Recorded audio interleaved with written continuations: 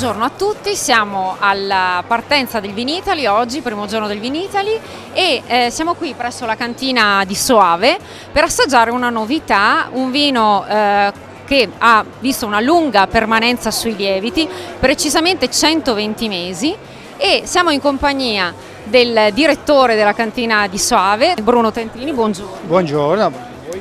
E in compagnia del signor Volkan, che è il vice direttore della cantina di Soave. Buongiorno. Buongiorno anche da parte mia.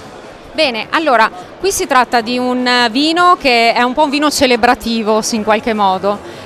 Cosa rappresenta innanzitutto la dicitura riserva dei 5? Allora, mi permetto di dire un vino celebrativo, ma un vino che rappresenta l'eccellenza all'interno di quella che è la nostra produzione di metodo classico, che è una produzione importante, un ritorno di un prodotto, l'Equipe 5, che ha rappresentato un po' la storia anche del metodo classico italiano.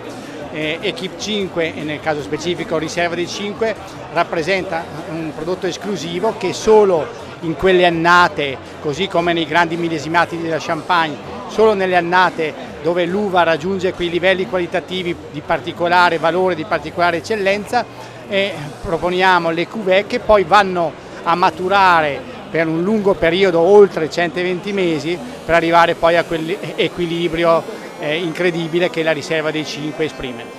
Quindi un brindisi davvero speciale oggi. La cuvée, abbiamo detto, è Pinot Nero Chardonnay, un mix perfetto, e poi una bollicina, sentivamo prima, settosissima, vero? Molto morbida, dovuto alle varietà, diciamo 80% Pinot Nero e 20% Chardonnay, una combinazione che abbiamo visto nel corso degli anni ottimale per raggiungere questa qualità che si raggiunge anche, cremosità, settosità che citava lei prima, che si raggiunge anche col lungo affinamento sui lieviti, il che dà un plus ulteriore a questo prodotto molto molto importante e iconico per noi. Allora, un brindisi tutti insieme con questo meraviglioso Riserva dei 5.